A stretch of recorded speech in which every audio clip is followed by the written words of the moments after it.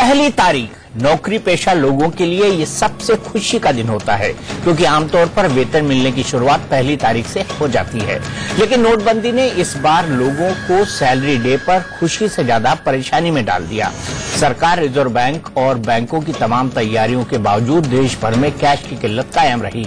वेतन का पैसा निकालने के लिए लोगों को घंटों कतारों में खड़ा रहना पड़ा।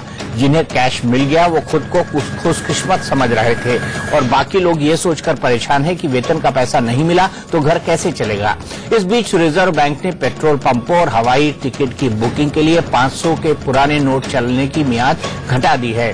पहले 15 दिसंबर तक पेट्रोल पंप और हवाई टिकट के लिए 500 के पुराने नोट का इस्तेमाल करने की छूट दी गई थी, लेकिन अब इन दोनों जगहों पर 2 दिसंबर की आधी रात के बाद 500 के पुराने नोट नहीं चलेंगे। जनता की परेशानी के नाम पर विपक्ष आज भी संसद में हंगामा करता रहा। विपक्ष ने आज सैलरी का पैसा निकालने का मुद्दा भी खूब उछाला। राज्यसभा में दोपहर बाद प्रधानमंत्री नरेंद्र मोदी नोटबंदी पर बहस में शामिल होने आए तो विपक्ष ने नई शर्त थोप दी। विपक्ष की मांग थी कि नोटबंदी के विरोधियों पर प्रधानमंत्री ने जो कटाक्ष किया था उसके लिए माफी मांगे। लोकसभा में विपक्ष इस जिद पर अड़ा है कि नोटबंदी पर चर्चा के बाद वोटिंग भी कराई जाए।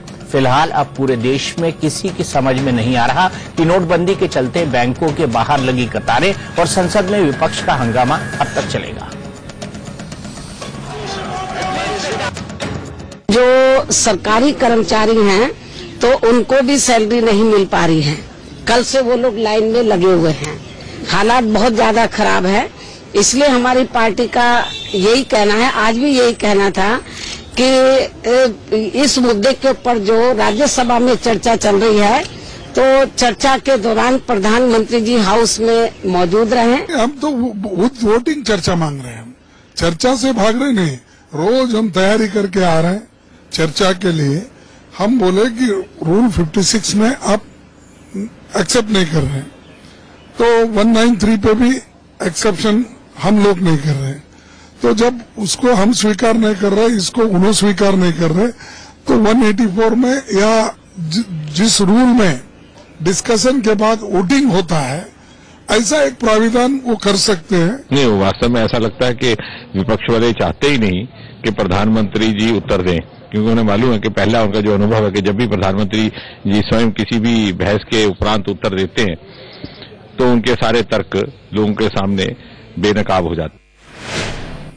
तो सवाल कई सारे हैं। नोटबंदी के बाद सबसे ज्यादा असर सैलरी क्लास, मिडिल क्लास और जो डेली वेजेस वाले कर्मचारी है, जो दैनिक वेतन भोगी कर्मचारी हैं, उन पर पड़ा है। ऐसे में वेतन के पैसे न मिलने से, क्योंकि भारत की इकोनॉमी अभी कैशलेस हुई नहीं है, अगर पैसे नहीं मिले, अगर रुपए नहीं मिले तो एक हाउसवाइफ क्या करेगी, तो एक सैलरीड क्लास का बंदा क्या करेगा, एक पेंशनर क्या करेगा। इन्हीं तमाम मुद्दों पर बहस के लिए हमारे साथ बीजेपी के राष्ट्रीय प्रवक्ता डॉक्टर संबित पात्रा हैं, हमारे साथ कांग्रेस की प्रवक्ता प्रियंका चतुर्वेदी हैं, हमारे साथ अवधेश कुमार जी हैं, हमारे साथ आकाश जिंदल जी हैं, हमारे साथ अनीता द्विवेदी हैं जो कि एक हाउसवाइफ है, और हमारे साथ शैलेश प्रकाश हैं जो कि एक सैलरी क्लास एम्प्लॉय हैं। इन तमाम लोगों से हम समझने की कोशिश करेंगे कि वाकई में इनकी दिक्कत क्या है। सबसे पहले डॉक्टर संबित पात्रा और प्रियंका जी, मैं आम जनता की आवाज सुनाता हूं। अनीता जी, आप बताइए क्या क्या दिक्कतें हुई, जब अगर अकाउंट से पैसा नहीं निकलेगा तो आपको कहां कहां दिक्कत का सामना करना पड़ेगा? सर, बहुत दिक्कत है। जैसे कि हमारे हस्बैंड की जॉब करते हैं और सरकारी जॉब है उनकी, और उनकी पेमेंट आती है अकाउंट में। मैं एक हाउस वाइफ हूँ और हमें बहुत संघर्ष करना पड़ता है। सर, मैं बच्चे संभालूं, घर संभालूं या लाइन में लगने जाऊं, सर दूध के लिए या बच्चों को स्कूल के लिए, स्कूल बस के लिए एक तारीख आ गया और पेमेंट आया तो अकाउंट में आया। अब हम लोग कैसे संघर्ष करें सर? एक तो आता है जाना, बच्चों के फीस देना है, दूध ले आना है, घर की राशन ले आना है, कैसे हम लोग करें सर? बहुत प्रॉब्लम है आपको। शैलेश प्रकाश जी, आपको किस तरह की दिक्कत हो रही? सर, इसमें जैसे कि हमारी सैलरी आई और 24,000 जो कि एक लिमिट रखी गई है, उस लिमिट में किराया भी है, अपना पूरे महीने का गुजारा भी है। हमें यदि किसी सब्जी वाले को जाना है, सब्जी वाले से सब्जी लेनी है, तो वहां पर उसको हम कार्ड दिखाएंगे तो उससे कार्ड से हमें सब्जी नहीं देगा। उसके लिए हमारे पास कैश होना चाहिए, तभी उससे हमें सब्जी मिलेगी। दूसरा रेंट है कि मकान मालिक कभी भी ऑनलाइन पैसे नहीं लेगा हमसे, कितना भी सही, वो सब लोग कह रहे हैं कि हमारे अकाउंट भरे हुए हैं पहले से, आप हमें कैश में ही दीजिए। तो इस तरह से व्यवस्था थोड़ी सी ठीक हो जाए, ये चीज हमें निवेदन। व्यवस्था थोड़ी सी ठीक हो जाए। डॉक्टर संबित पात्रा, दिक्कत तो है। आज क्या हुआ कि कई सारे बैंक जहां पर 24,000 एक हफ्ते में निकालने की लिमिट थी, उन्होंने सिर्फ ये कर दिया कि चेक पर आप सिर्फ 3,000 रुपए निकाल सकते हैं और एटीएम से मात्र 2,500, तो 3 और 2 5,500। 5,500 में एक हफ्ता आदमी कैसे चलाएगा या पूरा वक्त अपना लाइन में गुजार दे? देखिए, मैंने सुना अभी जो साधारण लोग हमारे हैं, अनीता जी को सुना, शैलेश जी को सुना, और मुझे बड़ा अच्छा लगा कि उन्होंने अपनी मन की व्यथा को आपके टीवी के माध्यम से हम तक पहुंचाया है।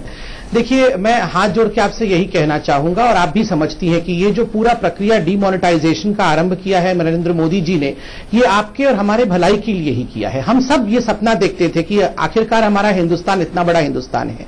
कुछ लोगों ने यहाँ पे जो काले धन का पूरा गोरख धंधा चला रखा है, करोड़ों खरबों रुपए हमारे ही, आपका अनीता जी, शैलेश जी, आपका पैसा मार के उन्होंने अपनी तिजोरी में रखी हुई है। ये सिस्टम ठीक कैसे होगा? पहली बार 70 सालों में ये सिस्टम ठीक करने के लिए एक बहुत बड़ी सर्जरी में कहूंगा। देखिए, मैं डॉक्टर हूं तो डॉक्टरी टर्म से समझाता हूं। इस कैंसर को ठीक करने के लिए इतनी बड़ी सर्जरी अपनाई गई है। 2-4 दिन सर्जरी के बाद भी मरीज जो है परेशान होता है, उसको दिक्कत होती है, मगर फिर उसका जीवन सुचारू रूप से चलने लगता है और वो स्वस्थ हो जाता है। अनीता जी, मैं समझ रहा हूं बस के लिए आपको दिक्कत हो रही होगी, लाइन में खड़े होना, बच्चा संभालना कितना मुश्किल काम होता है, मगर मैं सिर्फ इतना ही कह सकता हूं, बहुत सारे आंकड़े आपको दूंगा तो आप इसे अच्छा नहीं मानेंगी, क्योंकि मैं आपकी परेशानियों को हल तो नहीं कर दूंगा आंकड़ों से, मगर इतना ही कहूंगा हाथ जोड़ के, अनीता जी, केवल अनीता जी से ही नहीं, अनीता जी जैसे पूरे देश में जो हजारों गृहिणियां हैं, कि देखिए आप लोग तिनका जोड़ के घर बनाती हैं, और आप ही लोग वो हैं जो तिनका जोड़ के अब देश बनाने का मौका हम सबको मिला है, इस देश को सुधारने का मौका मिला है। थोड़ा कष्ट हम सबको देश के लिए सहना पड़ेगा, 50 दिन के बाद सब ठीक हो जाएगा, ये मैं आपको आश्वासित कर रहा हूं। मोदी जी ने हम सबको आश्वासित किया है, कृपया करके थोड़ा सा झेल लीजिए। सर, दिन पर दिन तो ये स्थिति बिगड़ती जा रही है, आप ठीक होने के लिए बात कर रहे हैं और हम लोग क्या करें बताइए इसे? ये तो दिन पर दिन। शैलेश भी कुछ कहना चाहते हैं डॉक्टर पात्रा, आप शैलेश। समित जी से सवाल है। समित जी, सर आपने कहा कि सर्जरी ठीक है, मैं अब आपकी बात मानता हूं, लेकिन मेन चीज ये है कि एटीएम के पास जैसे ही जब तक पहुंचते हैं वैसे ही एटीएम नो कैश सॉरी दिखा देता है, तो इतनी लंबी लाइनें व्यक्ति जो लग करके आता है और फिर भी उसके बाद कैश न मिले, तो व्यवस्था ठीक करने के लिए मैं कह रहा हूं, क्यों ये व्यवस्था अब तक ठीक नहीं हुई? बैंक के अंदर कर्मचारी क्यों बाहर इतनी लंबी भीड़ है, क्यों उसको जल्दी सॉर्ट आउट नहीं करते? डॉक्टर संबित पात्रा, कैश की कमी है, आप एग्री करेंगे इस बात से? कैश की कमी है, बहुत सारे एटीएम खाली है। मैं इसका उत्तर देता हूं, बहुत वाजिब प्रश्न है और मैं साधारण तरीके से समझाता हूं। कैश की कमी है, ये जो बार बार बोला जा रहा है ये उचित नहीं है। कैश की कमी नहीं है, मैं समझाता हूं। आप ठीक है, आपको भी लग रहा है, लगना भी चाहिए कि कमी है। ये इसलिए सरकार, देखिए, जिस 8 नवंबर को ये घोषणा हुई, 8 नवंबर से पहले की प्रक्रिया मैं आपको समझाता हूं क्या हुआ।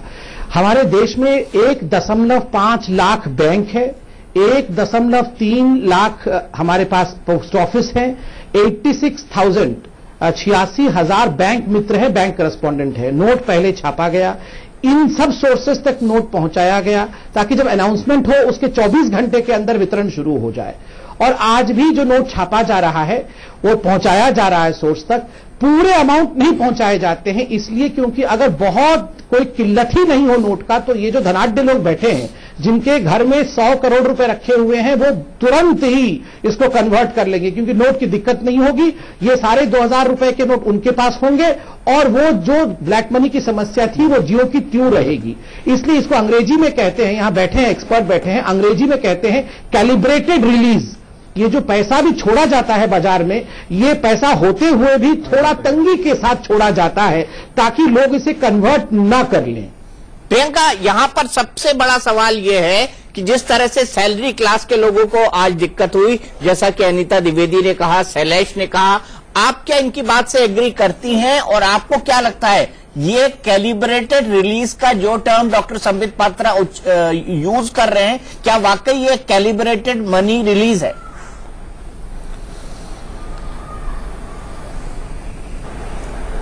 नहीं, देखिए मैं खुद, क्योंकि मैं खुद लाइन में खड़ी होकर मैंने पैसे विड्रॉ किए हैं। मेरे खुद के चेक्स, आजकल ऐसा हाल है कि सेंट्रल क्लियरिंग एजेंसी से मैसेज आ जाता है कि सिग्नेचर मिसमैच है, क्लियर नहीं कर पा रहे हैं क्योंकि करेंसी की शॉर्टेज है, कैश क्रंच है।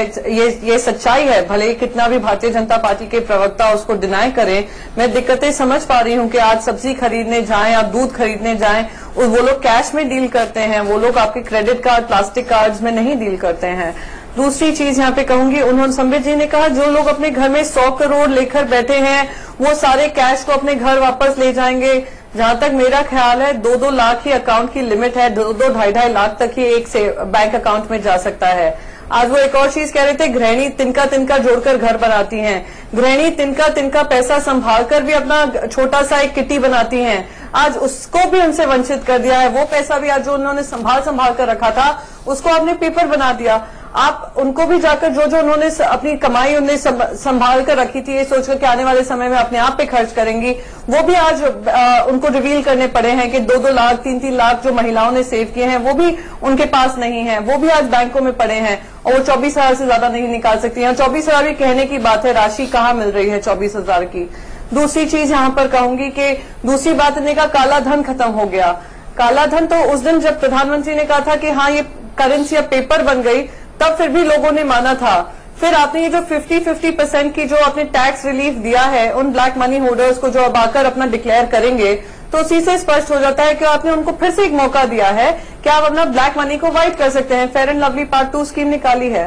तो दिक्कत जो आई है वो उस आम आदमी को आई है जो अपना दिनचर्या डेली वेजेस से कमाता था। 4.5 लाख से ज्यादा लोग आज बगैर काम के पड़े हुए हैं जब से ये डीमोनेटाइजेशन हुआ है। 50% से ज्यादा कारोबार ठप पड़े हुए हैं। तो ये कुछ सवाल हैं जो काफी वाजिब हैं और I think Bharatiya Janata party को सच्चाई से जवाब देने की जरूरत है आज कि जो दिक्कतें हैं सिर्फ 50 दिनों की नहीं है, आने वाले समय में भी उसका रेपरकशन होगा और सब लोग ही बात कर रहे हैं कि किस तरीके से तकलीफें बढ़ेंगी, लोगों की तकलीफें बढ़ेंगी। और आप डॉक्टर संबित पात्रा इस बात से इनकार नहीं कर सकते क्योंकि दूध वाला, पेपर वाला, प्रेस वाला, स्कूल की वैन वाला, ये कोई स्वाइप कार्ड लेकर नहीं चलेंगे, ये कोई चेक से पेमेंट नहीं लेंगे। बिल्कुल ठीक बात है। नहीं, आप ठीक कह रहे हैं, मैं इसका जवाब दे देता हूं क्योंकि जो साधारण लोग हमें देख भी रहे हैं उनको सब क्लैरिटी होना चाहिए जो हम समझाएं। आप देखिए मोदी जी ने जो मन की बात की थी ना अभी संडे को, उसमें एक बहुत अच्छा सेंटेंस उन्होंने कहा था। उन्होंने कहा था कि कैशलेस हो जाए ये नहीं संभव है, लेस कैश सोसाइटी। पहले हम लेस कैश हो जाएं, फिर धीरे धीरे आगे हम कैशलेस होंगे।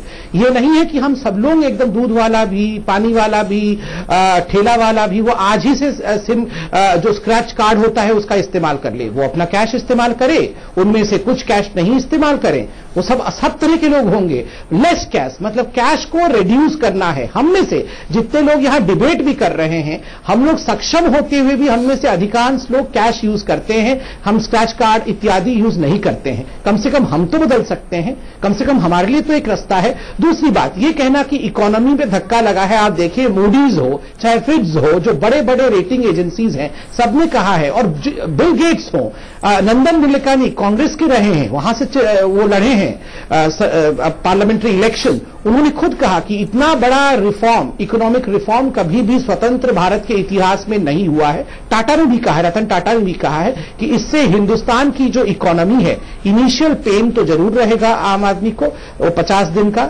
मगर उसके पश्चात जो गेन होगा वो बाय लीप्स एंड बाउंड्स, बहुत बड़े आकार में वो गेन होने वाला है। अवधेश जी, वाकई ये गेन होने वाला है या आपने दो आम आदमियों की बात सुनी या उनकी बात से आप एग्री करते हैं? आपको क्या लगता है? देखिए, मुझे बहुत आश्चर्य होता है संबित पात्रा जैसे भारतीय जनता पार्टी के बेहतरीन प्रवक्ता जो कुछ सच है उसको स्वीकारने के बजाय तर्क क्यों दे रहे हैं। देखिए, ये एक अच्छा कदम 500,000 रुपए के नोट बंद करने का, पोस्ट मैनेजमेंट फेलियर जिसको कह सकते हैं अंग्रेजी में, उत्तर प्रबंधन विफलता का शिकार हुई है, ये सच है। मैं केवल सैलिड क्लास में नहीं जानता हूं, ये दोनों बात बराबर है दीपक जी। सैलिड क्लास का वेतन बैंक में आया है और हमारा 5 लाख रुपया बैंक में पड़ा है। जैसे हमको निकालने में दिक्कत है वैसे सैलिड क्लास को भी दिक्कत हो रही है। बिल्कुल बात साफ है। अगर ये कैलिब्रेटेड रिलीज नहीं है, ये कैश की कमी है नहीं है इसमें हम जाना नहीं चाहते हैं, लेकिन दिल्ली के अधिकांश एटीएम ज्यादातर समय खाली पड़े रहते हैं, अधिकांश बैंकों में लोगों के लाइन लगे रहती है, यह बिल्कुल सही है और इसको मैं पोस्ट मैनेजमेंट फेलियर कहता हूं। कदम से हम लोगों का विरोध नहीं था। एक बात। दूसरी बात जो इसमें है कि स्टैंडर्ड पुअर या मूडीज या और भी रेटिंग एजेंसी रेटिंग क्या करती है, हालांकि रेटिंग आई है, जिंदल इनको भी पता है कि इस समय भारत की रेटिंग गिरा दिया है उसने, जिस पर सरकार ने बड़ी प्रतिक्रिया दी है और वो उस पर सरकार ने कहा है कि उसने हम जो कदम उठाए हैं उसने नहीं देखा है, लेकिन उनके कहने से लोगों की परेशानियां नहीं दूर हो सकती हैं। ये परेशानी किस लिए हुई है ये ज्यादा जरूरी है कि 3 सप्ताह के बाद भी अगर स्थिति नहीं संभाल पा रही है, मेरे जैसे व्यक्ति को, दीपक जी मुझे लखनऊ एक कार्यक्रम में जाना था, मेरा टिकट बना हुआ था, नगद पैसे नहीं होने के कारण मुझे अपना कार्यक्रम कैंसिल करना पड़ा और ऐसे में अनेक लोगों को जानता हूं, इसलिए मैं कहूंगा एटीएम नहीं यूज करते, डेबिट कार्ड नहीं यूज करते। मेरे घर के 50 कदम की दूरी पर 5 एटीएम है, 5 एटीएम में पिछले 3 दिनों से एक पैसे नहीं आए। तो डेबिट कार्ड इस्तेमाल करके आप एयरलाइन का टिकट ले सकते हैं। टिकट मेरे पास था, लेकिन हम लोगों की आदत है कि टिकट के बाद कैश तो कुछ होना चाहिए ना। जिस शहर में जाएंगे आप रिक्शा लेंगे, टैक्सी भाड़ा लेंगे, वो नगद पैसे मुझे नहीं मिले। टिकट तो मेरा कंफर्म था, ट्रेन से मुझे जाना था एक कार्यक्रम में, मैं ये बात कर रहा हूं। तो इस समय पूरा देश इस समय एक वित्तीय इमरजेंसी जैसी हालत है और सरकार को, भारतीय जनता पार्टी के नेताओं को तर्क देने की बजाय इससे बाहर निकालने की कोशिश करनी चाहिए, क्योंकि इससे सरकार की छवि धूमिल हो रही है और ये लग रहा है कि हमारी विफलता के बावजूद भारतीय जनता पार्टी के लोग तर्क देकर के हमारे जले पर नमक छिड़क रहे हैं। ये भाव पैदा हो रहा है। क्या ये पोस्ट मैनेजमेंट फेलियर है? जी हाँ, बिल्कुल। जो है मेरे हिसाब से कॉन्सेप्ट बहुत अच्छा है। इस चीज में मैं संबित जी से एग्री कर रहा हूं कि कैंसर का ट्रीटमेंट हो रहा है और कैंसर के ट्रीटमेंट में कुछ तकलीफ होगी, लेकिन मेरे हिसाब से प्रेपरेशन नहीं की गई है। 100 के नोट्स की प्रिंटिंग, 500 के नोट्स की प्रिंटिंग और सर्कुलेशन जो होनी चाहिए थी वो नहीं हुई और उसी के कारण हो क्या रहा है, डीमोनेटाइजेशन एक बहुत अच्छा कॉन्सेप्ट है, लेकिन 2 अलग अलग चीजें, यहां करेंसी की जो है कमी है, उसकी वजह से डीमोनेटाइजेशन के फायदे लोग भूल गए हैं और करेंसी की कमी के और डीमोनेटाइजेशन के फायदों को न्यूट्रलाइज करके उस चीज को नेगेटिव एंगल से देखा गया है। आपने जिंदल साहब सर्जरी कहा, लेकिन सर्जरी के बाद, और डॉक्टर संबित पात्रा भी डॉक्टर हैं, इतने बड़े डॉक्टर हैं वो, सर्जरी के बाद जो सबसे इंपॉर्टेंट चीज होती है वो पोस्ट ऑपरेटिव मैनेजमेंट होता है। अगर सर्जरी के बाद आपने पोस्ट ऑपरेटिव मैनेजमेंट नहीं किया तो आदमी की जान जा सकती है। क्यों डॉक्टर संबित पात्रा? देखिए एक सब मैं कहना चाहूंगा, यहाँ पे आपने जो है बिल्कुल प्रेपरेशन इस चीज की नहीं की और कैश की कमी के कारण बहुत दिक्कत आ रही है। और जो एक चीज मेरे दोस्त संबित पात्रा ने कही, कैलिब्रेटेड रिलीज, इससे मैं बिल्कुल भी एज एन इकोनॉमिस्ट इत्तेफाक नहीं रखता। अगर लोग पैसा अकाउंट में डालते हैं तो ऑलरेडी मॉनिटरिंग हो गई, इनकम टैक्स उसके बाद नोटिस भेजता है, उसके बाद आपको कैलिब्रेटेड रिलीज की कहां पे जरूरत आ गई? ऑलरेडी वो अनरिकॉर्डेड पैसा था जिसकी एविडेंस नहीं थी। जब आपके बैंक अकाउंट में है, जहां पैन कार्ड है, आधार कार्ड है, तो आपके पास वो आ गया, उसके बाद इनकम टैक्स इन्वेस्टिगेशन करे, उसके बाद उस रिलीज को कैलिब्रेट करके कौन सा फायदा मिल रहा है। और दूसरा 10 सेकंड और चाहूंगा, प्रियंका जी जो कह रही है फेयर और लवली, इस बात से मुझे ऑब्जेक्शन है। अगर वो पैसा कोई ब्लैक मनी वाला वेस्ट करता है, करेंसी कर रहा है, उसे नष्ट करता है, उसकी बजाय वो पैसा गरीब भाई बहनों के लिए हेल्थ, एजुकेशन, इंफ्रास्ट्रक्चर में इस्तेमाल हो जाता है, तो वो तो अच्छी इकोनॉमिक्स है। तो मेरे हिसाब से जो इन्होंने दूसरी स्कीम अभी निकाली है जिसमें ब्लैक मनी कन्वर्ट कर सकते हैं, वो नेशन के इंटरेस्ट में है। प्लीज, जब नेशन के इंटरेस्ट में चीज है उसकी बुराई ना करें। वो तो क्लियरली आपके बेनिफिट में है, गरीब भाई बहनों के लिए पैसा इस्तेमाल होगा। लेकिन दीपक जी एक मिनट, लेकिन भाई ऐसा है कि आपने एक बार जब कह दिया कि ये नोट कोरे कागज हो गए, उसके बाद फिर दोबारे से कि आप 60% टैक्स दे दीजिए, आप 85 पकड़ेंगे तो 85% टैक्स देंगे, भले आप वो जो किसी कोष में जाए, लेकिन आप उस रुपए को फिर से वैध बना रहे हैं। ये तो बात उसमें सच है। उस करेंसी को नष्ट करके तो आप देश का नुकसान कर रहे हैं ना। करेंसी अगर नष्ट कर देते हैं, करेंसी बैंक में नहीं आएगी, आप उसको माइनस करके छाप दीजिए। उसको नष्ट कर 16 लाख करोड़ रुपया बजाय जो पैसा, मैं आपको इकोनॉमिक लॉजिक देता हूं, जो पैसा आप गरीब भाई बहनों के लिए वेलफेयर के लिए आ जाएगा तो उसमें क्या दिक्कत है?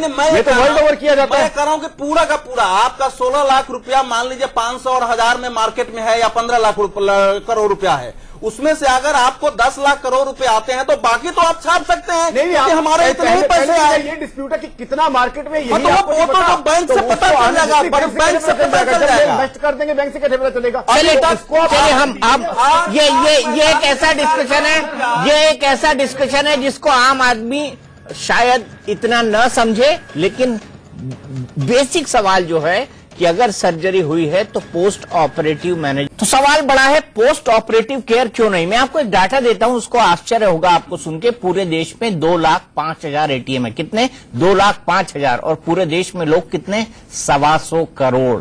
आप अंतर देख सकते हैं, 2,05,000 और 125 करोड़। सीधे डॉक्टर संबित पात्रा के पास चलता हूं। डॉक्टर पात्रा, इतना भयानक डिफरेंस है। रियलिटी ये है कि एक परिवार के पास मेरे ख्याल से कई सैकड़ों परिवारों को मिलाने के बाद भी एक एटीएम नहीं मिलेगा, हजारों परिवारों को मिलाने पर भी एक एटीएम नहीं मिलेगा। आप डॉक्टर हैं, आपने कहा कैंसर की सर्जरी हुई है, कैंसर की सर्जरी होने के बाद कीमोथेरेपी भी होती है, उसका पोस्ट ऑपरेटिव केयर भी होता है। मैं आपसे जानना चाहता हूं, ये पोस्ट ऑपरेटिव केयर नहीं हुआ, क्योंकि कॉन्सेप्ट से कोई डिसएग्री नहीं करता है, लेकिन पोस्ट ऑपरेटिव मैनेजमेंट पूरी तरह से फेल है, ये आप एग्री करेंगे?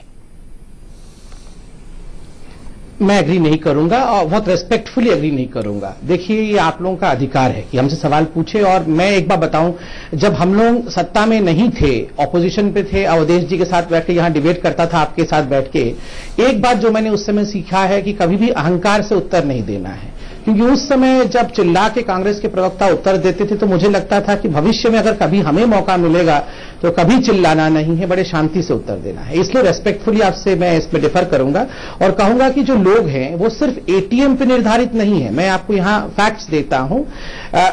1,30,000 पोस्ट ऑफिस है, पोस्ट ऑफिस भी इसको डिस्पेंस कर रहे हैं। 1,30,000 बैंक मित्र हैं जिसमें इफेक्टिव एकदम पूरी तरह से ऑन द फीट काम करने वाले 86,000 बैंक करस्पॉन्डेंट्स है जो गांव में हैं और उनके माध्यम से भी कैश वितरण हो रहा है, कैश एक्सचेंज हो रहा है।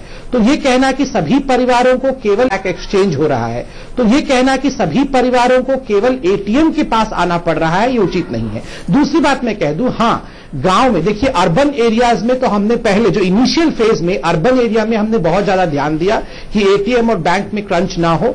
मगर अरुण जी ने भी कहा है, पार्लियामेंट में कहा है कि अभी जो नेक्स्ट सेशन जो अब से शुरू हो चुका है, आज से 3-4 दिन पहले, पूरा का पूरा फोकस अब सरकार रूरल सेक्टर में फोकस कर रही है कि रूरल एरिया में बिल्कुल कैश क्रंच ना हो। जो फार्मर्स हैं, रबी क्रॉप को ध्यान में रखते हुए, रबी के जो सीजन चल रहा है उसको ध्यान में रखते हुए एग्जेम्पशंस फार्मिंग में बढ़ाई गई है। नाबार्ड को साथ में लेकर जो कोऑपरेटिव बैंक से पैसे नहीं मिलते थे, कोऑपरेटिव बैंक में भी किस प्रकार 21,000 करोड़ रुपए भेजे गए हैं। तो स्वाभाविक रूप से पूरा शिफ्ट अब रूरल सेक्टर में हुआ है। लेकिन संबित जी, और मैं आपको यहां पर एक काउंटर क्वेश्चन पूछना चाहूंगा। आपने कहा कि 1,10,000 के आसपास कुछ पोस्ट ऑफिस है, शायद इसके आसपास की आंकड़ा है, लेकिन पोस्ट ऑफिस की दिक्कत यह है कि उनको कैश बैंक देती है और बैंक के पास कैश नहीं है, तो पोस्ट ऑफिस कैश कहां से लाएगा? दिक्कत तो ये है ना, बैंक मित्र कहां से देंगे अगर बैंक के पास ही कैश नहीं है? ना देखिए, ये सब प्रपोर्शन में डिवाइड हो रखा है। ऐसा बैंक अपने लिए भी कैश रखती है और अपने जो आपने कहा पोस्ट ऑफिस को देना और बैंक मित्र को देना, बैंक करस्पॉन्डेंट को देना, यह भी कर रही है। आप खुद ग्राउंड पे देखिए कि बैंक करस्पॉन्डेंट्स एक्सचेंज कर रहे हैं। वरना आप खुद बताइए, अगर गांव में कैश नहीं, एटीएम नहीं है तो गांव में कैसे होगा? क्योंकि पोस्ट ऑफिस वितरित कर रही है, क्योंकि बैंक मित्र वितरित कर रहे हैं, इसलिए हम एक कंट्रोल्ड परिस्थिति देख रहे हैं। और मुझे लगा कि आपके टेलीविजन जिसका बहुत ज्यादा रीच है, उसके माध्यम से मैं ये खबर दूसरों को भी दूं कि केवल एटीएम पे निर्धारित लोग नहीं है, बाकी भी एवेन्यूज हैं। एग्री करते हैं आप डॉक्टर संबित पात्रा से? अवधेश, देखिए, पहला एक आंकड़ा देख लीजिए। ये 27 नवंबर तक कुल जो जमा हुए हैं बैंकों में वो 8,45,000 करोड़ है कुल जो, और 33,000 जो है करोड़ करीब वो नोट बदले गए हैं। तो इतने तो जमा हुए हैं, माने कुल मिला के करीब 9 लाख करोड़ होगा। लेकिन निकाले गए जो पैसे हैं वो 2,16,000 करोड़ केवल निकले हैं। आप इसी से अंदाजा लगा लीजिए कि सब कुछ खुला हुआ है, लेकिन करीब 9 लाख करोड़ हजार रुपया आप जमा हो रहा है। और इस बीच सारे बैंक, पोस्ट ऑफिस, बैंक मित्र सब मिलाकर के, एटीएम सब मिलाकर के 2,16,000 करोड़ निकाले गए हैं। इसलिए मैं बिल्कुल साफ कह रहा हूं कि इस समय तर्क देने की बजाय भारतीय जनता पार्टी को, सरकार को तर्क देने की बजाय, आंकड़े देने की बजाय, जो धरातल पर जो सच्चाई है उससे जूझते हुए लोगों को कठिनाइयों से मुक्त करने के लिए वार फ्रंट पर कदम उठाने की जरूरत है। मैं भी पोस्ट ऑफिस देख रहा हूं, मैं भी बैंक देख रहा हूं, मैं भी घूम रहा हूं और बड़ी जिम्मेवारी पूर्वक बोल रहा हूं कि जितना कुछ सरकार ने स्टेप घोषणा किया है वो घोषणा के स्तर पर ठीक है, उसका धरातल पर उसका क्रियान्वयन बहुत कम हो रहा है और उससे लोगों की कठिनाइयां बढ़ रही है। और दूसरी बात जो हमारा, लेकिन साथ ही साथ जो इस देश का विपक्ष है, देखिए उसकी संवेदनहीनता देखिए कि लोगों के लिए आवाज उठाने की बजाय लोगों की कठिनाइयां दूर करने के लिए संसद में विचार करें कि कैसे दूर किया जा सकता है एवं मिलजुल करके आपात स्थिति में कदम उठाए। विपक्ष केवल सरकार को कटघरे में खड़ा करने, सरकार को घेरने, विपक्ष का गठजोड़ बना के 2019 के गठजोड़ का रास्ता निकालने, तो कोई ममता बनर्जी जैसी नेता जो नेशनल लेवल पर लीडरशिप की कमी है उसको भरने की कोशिश, तो कोई यूपी की राजनीति की कोशिश, ये जो कर रहा है, तो इसलिए विपक्ष को भी हम बिल्कुल पाक साफ और इससे जो है मुक्त नहीं कर सकते हैं दोष से इस समय। ठीक है, विपक्ष को भी दोष से मुक्त नहीं कर सकते। आकाश जी मैं 1 मिनट आता हूं इकोनॉमिक पॉइंट ऑफ व्यू पे, लेकिन प्रियंका जी आज तो राज्यसभा के अंदर प्रधानमंत्री भी आ गए, आपकी डिमांड थी कि प्रधानमंत्री आए तब बहस होगी, आज तो प्रधानमंत्री बैठे हुए थे, बहस हुई नहीं और हंगामे के चलते एडजॉर्न हो गई। आपको नहीं लगता कि अगर आप सरकार की खामियों को एक्सपोज करेंगे हाउस के अंदर तो आपको ज्यादा फायदा होगा? आप अगर ये एक्सपोज करेंगे हाउस के अंदर बात करते हुए कि पोस्ट ऑपरेटिव मैनेजमेंट का फेलियर कैसे रहा है तो आपका फायदा होगा, ठप करने से आपको नहीं लगता आपका नुकसान हो रहा है?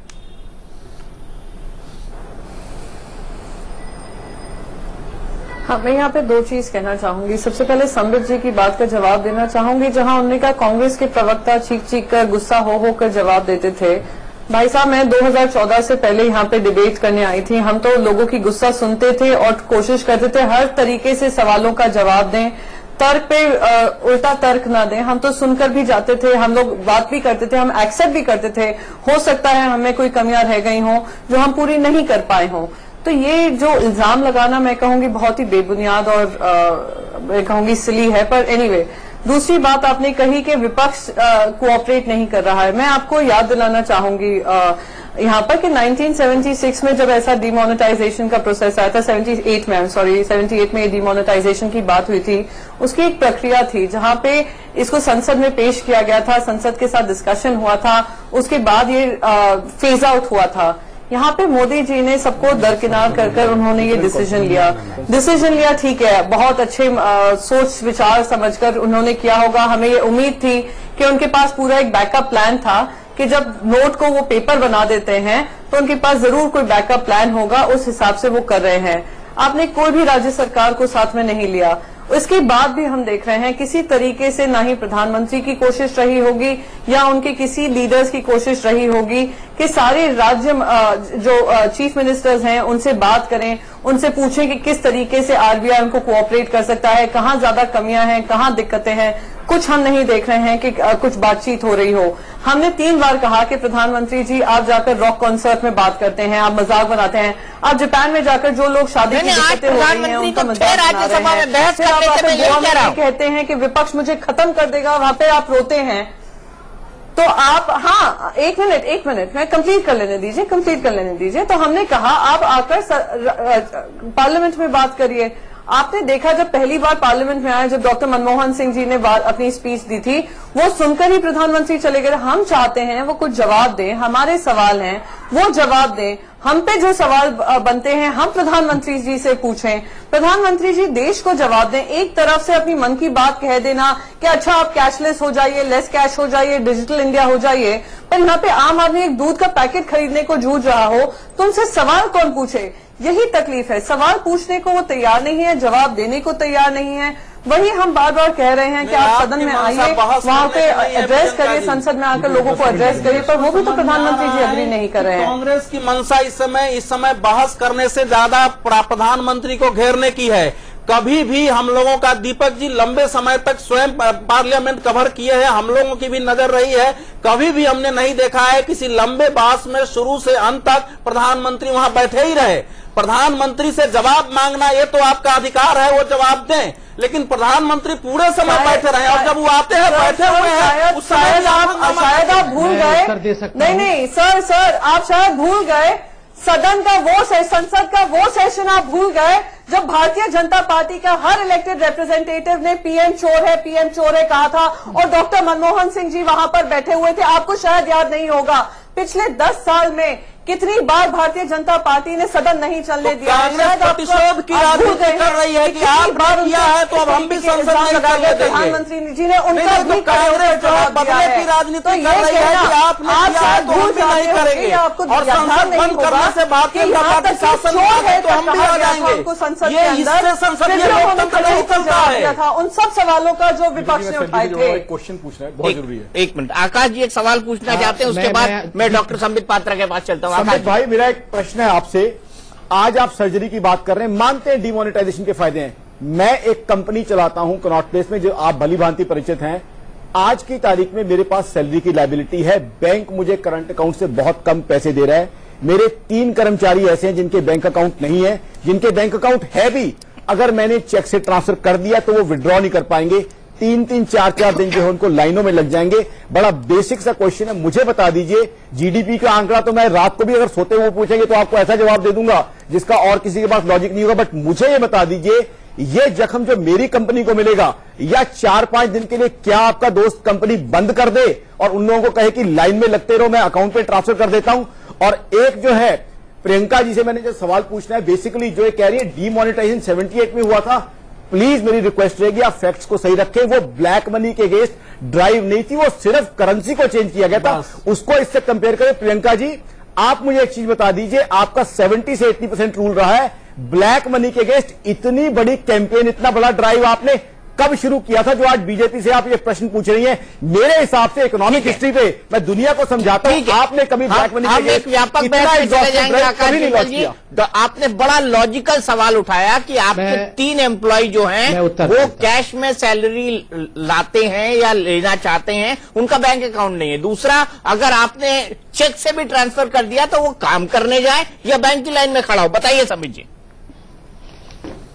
मैं इसका उत्तर दे रहा हूं। दरअसल मैं इसलिए अभी हिल भी रहा था कि मैं एक न्यूज़पेपर कटिंग आपको दिखाना चाहता था। मैं बता दूं, आपको याद होगा आज से ठीक लगभग 15 दिन पहले कांग्रेस के लोगों ने और गुजरात में खास करके कांग्रेस ने कहा था कि अमूल जो है, गुजरात कोऑपरेटिव जो है, वो एकदम लॉस में चली जाएगी और क्योंकि वहां एम्प्लॉयज के बैंक अकाउंट नहीं है, वो दूध देते हैं और हाथ पे रोकड़ा लेके जाते हैं।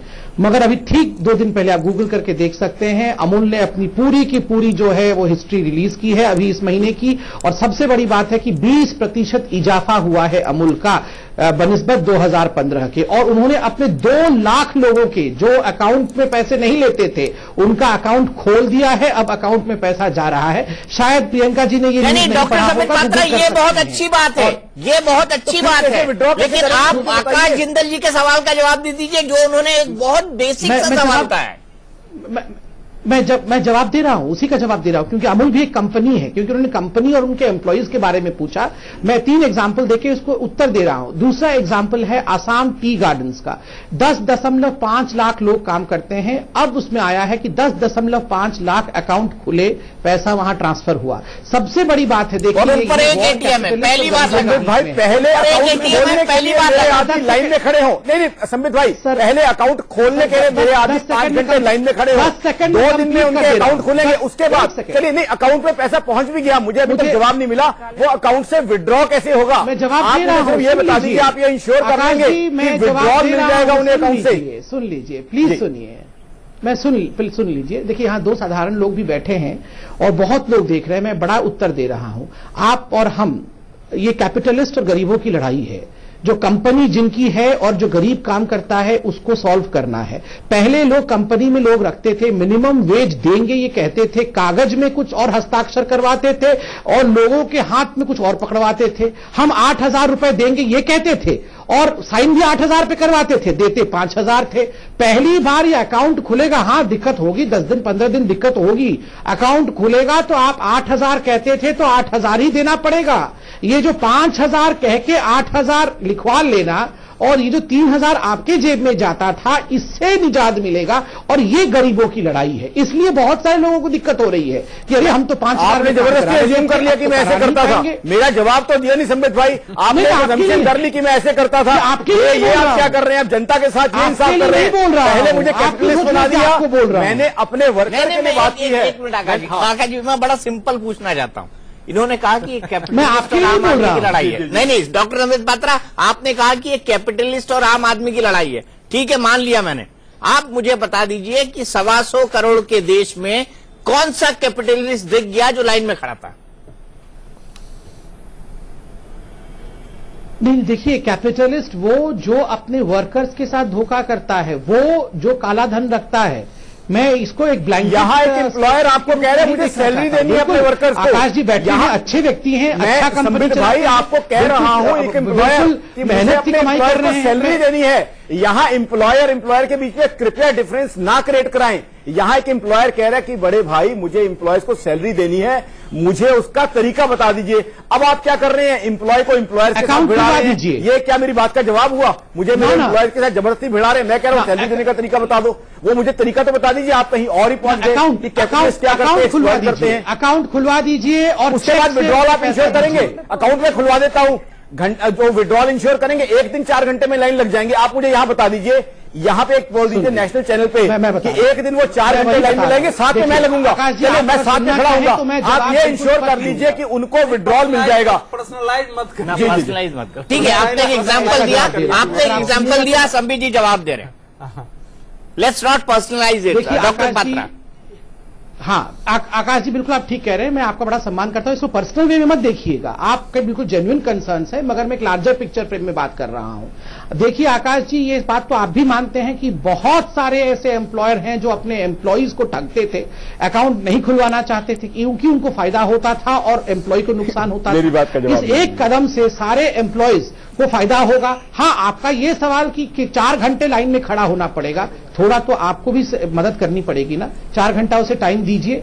हम सब चाहते हैं कि हमारे खड़ा होऊंगा, आप इंश्योर कर दीजिए, पैसा मिल जाए। उनको 4 घंटे टाइम बना दें हम। मैं 4 घंटे खुद उनके साथ लाइन में लगूंगा, आप सिर्फ इंश्योर कर लीजिए कि उनको पैसा उस 4 घंटे में मिल जाए। प्रॉब्लम ये है सक्षम है बिल्कुल इंश्योर लेने में, आपको इंश्योर करने की इनको क्या जरूरत है? नहीं, एक मिनट संबित पात्रा जी, आपका ये बिल्कुल ठीक है। 2 चीजें मैं आपके ध्यान में डालना चाहता हूं। एक तो आरबीआई ने कैश फ्लो बढ़ाने की बात 20 से 30% की है। अगर 24 बिल्कुल ठीक है। 2 चीजें मैं आपके ध्यान में डालना चाहता हूं। एक तो आरबीआई ने कैश फ्लो बढ़ाने की बात 20 से 30% की है। अगर 24,000 की लिमिट से, इस 24,000 की लिमिट से जितने प्राइवेट और सरकारी सेक्टर के एम्प्लॉयज हैं उनको कैलकुलेट किया जाए तो भी नोट नहीं है। ये यहां हम बैठ के सोच रहे हैं ना कि नोट नहीं है, मगर आरबीआई ने तो कहा है कि नोट है, तो मैं किसके बात को मानूं? और मैंने आपको कैलिब्रेटेड रिलीज के बारे में कहा है, नोट नहीं है, ये कभी भी आरबीआई ने नहीं कहा है। नोट पर्याप्त मात्रा में है। हाँ, जो किल्लतें हैं उनको वो जरूर दूर करेंगे। आरबीआई के आपकी स्टर्म को शैलेश और अनीता जी कुछ बोलना चाहते हैं। शैलेश सर, मैं डॉक्टर साहब से पूछना चाहूंगा, आप कह रहे हैं कि कैश है, आरबीआई भी कह रही है कैश है, लेकिन जब बैंक में पहुंचते तो कैशियर कह रहा है कि कैश नहीं है, वहां जाके तब क्या करेंगे आप बताइए? आप मेरे साथ खड़े हुए, मैं चलता हूं, वो कहेंगे आपसे कि कैश नहीं है। अनीता जी। हाँ सर, लाइन में आदमी लगे रहे, ठीक है, लेकिन लाइन में जाने के बाद आदमी जब लास्ट पहुंचता है, सब काम छोड़ करके हम लोग लाइन में लगते हैं सर। बच्चे, फैमिली, खाना दाना सब छोड़कर लगते हैं, लेकिन लाइन में जाते हैं हम तक पता चलता है कि 2 घंटे का लाइन खत्म हो गई और पैसा भी खत्म हो गया, फिर से वहां से वापस आना पड़ता है। डॉक्टर संबित पात्रा, यहाँ मैं क्लैरिफाई कर दूं कि मैं नोटबंदी का विरोधी नहीं हूं। यहाँ पे जो वाकई आम लोगों के कंसर्न है, मैं आपको सुनवाना चाहता था। सैलरी का डे है और इन 2 लोगों को मैंने सिर्फ इसीलिए बुलाया, मेरा मकसद सिर्फ इतना है। नहीं, आप ठीक कह रहे दीपक जी। देखिए, एक पत्रकार का, एक गृहिणी का और जो हमारे भाई साहब आए हुए हैं, उनका ड्यूटी है। देखिए, हम भगवान तो नहीं है, हम सरकार हैं, और ऐसा नहीं है कि हमसे कोई गलती कभी नहीं होगी। और आप लोग हमें आईना नहीं दिखाएंगे, और अगर आप सच्चाई का आईना दिखा देंगे तो हम यहाँ गाली गलौज शुरू कर देंगे। ऐसा तो बिल्कुल नहीं है। आप अपना ड्यूटी कर रहे हैं, बतौर प्रवक्ता मैं अपना काम कर रहा हूं कि जो जो फैक्ट्स मेरे पास है मैं देश के साथ शेयर कर रहा हूं, और आप हमें प्लीज बताते रहिए कहां गड़बड़ी है। देखिए, मैं जो हमारी बहन, गृहिणी बहन है जो आई हैं, मैं उनको बताना चाहता हूं कि आप ठीक कह रही हैं, आपको बहुत दिक्कत हो रही होगी बच्चों को देखना, फिर लाइन में भी खड़ा होना। और जो शैलेश जी ने पूछा कि हम लाइन में खड़े होते हैं और वो बैंक वाला 2 घंटे बाद कहता है कैश नहीं है, फिर आप ऐसे कह रहे हैं कि कैश है। क्यों कह रहा हूं मैं कैश है? मैंने शुरू में समझाया था, फिर थोड़ा समझाता हूं। देखिए, लोगों को समझा रहा हूं। ऐसा है, अगर बहुत मात्रा में कैश एक बैंक में भेज दिया जाता है, बहुत कैश है, देखिए बैंक के लोग तो 24-24 घंटे काम कर रहे हैं, मैं उनको सैल्यूट भी करता हूं, मगर ये एक शब्द यूज होता है हिंदुस्तान में, क्षमा करिएगा, जुगाड़, या हर चीज का जुगाड़ कर लिया जाता है। अगर बैंक में पैसे भरा हुआ है ना, तो आप लाइन में खड़े रहेंगे, पीछे से आके एक्सचेंज भी हो जाएगा। मैं ये नहीं बोल रहा हूं कि अभी भी नहीं हो रहा होगा, लोग कोशिश कर रहे होंगे, मगर हर बैंक में अगर पैसा सरप्लस रहेगा और बिल्कुल अवेलेबल रहेगा तो जिनके प्रॉब्लम का रहेगी फिर नहीं सर, वो जुगाड़ कौन सा? अगर आप पैसा दे देंगे, कागज बनाना है ना, कॉन्सेप्ट खत्म हो जाएगा। सुनिए फिर तो कंफ्यूज का जिनके 100 करोड़ का कागज बनाना है, उसका 100 करोड़ फिर 2000 के नोट में असली बन जाएगा। संबित जी, आपने अगर बात खत्म कर ली है तो मैं प्रियंका जी के पास जाता हूं। प्रियंका जी, आप एग्री करती है संबित से?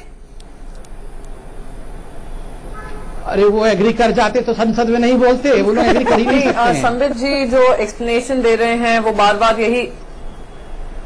सर मैं जवाब दे दूं, सवाल मुझसे पूछा गया है, मजाक आप कस लीजिएगा मेरा जवाब सुनने के बाद, मैं जवाब दे दूं। बोलिए बोलिए, सुन रहे हैं हम आपको। संबित जी भी साइलेंट है। अब मैं जवाब दे दूं? जी हाँ, मैं बस यहाँ पे ये नहीं, यहाँ पे सवाल पूछा गया था कि कैसे हम कैश विड्रॉ कर लें, जो हमारे एम्प्लॉयज हैं हम उनको चेक दे रहे हैं, वो कैसे कैश विड्रॉ करें, उसका जवाब अब तक नहीं मिल पाया है। अब यहाँ तक ये तर्क दिया जा रहा है कि शायद बैंक वाले ही कुछ जुगाड़ कर कैश हटा रहे हैं, यहाँ वहां कर रहे हैं, वो मैं उसमें नहीं पढ़ना चाहती हूँ। उन्होंने मुझसे एक और सवाल पूछा था कि कांग्रेस के टाइम पे कार्यकाल में क्या हुआ, और वो डीमोनेटाइजेशन ब्लैक मनी के लिए नहीं था। मैं डीमोनेटाइजेशन का जो 78 का था और अब का था, मैं कंपैरिजन नहीं कर रही थी सर, मैं आपको प्रक्रिया बता रही थी, क्या प्रक्रिया फॉलो की गई थी। और रही बात ब्लैक मनी की, आप बहुत इकोनॉमिक्स के जानकार हैं, आप भी जानते होंगे कि इनकम टैक्स ने बताया है कि जो टैक्स होल्डर से, ब्लैक मनी होल्डर से अभी इस साल अमाउंट आया है, कुछ 7,700 करोड़ डिक्लेयर किया है, जिसमें से कैश जो कंपोनेंट है वो सिर्फ 5% है, करीब 400-500 करोड़ निकला है। तो मैं आपसे अब सवाल पूछना चाहती हूं सर कि जो ब्लैक मनी ऑपरेशन की आप बात कर रहे हैं, हम भी प्रिंसिपल में डीमोनेटाइजेशन के खिलाफ नहीं हैं, हम तो पूछना चाह रहे हैं कहीं ऐसा तो नहीं है हार्ट सर्जरी करने के बाद बजाय आपने किडनी की सर्जरी कर डाली हो, किडनी ट्रांसप्लांट कर डाला हो।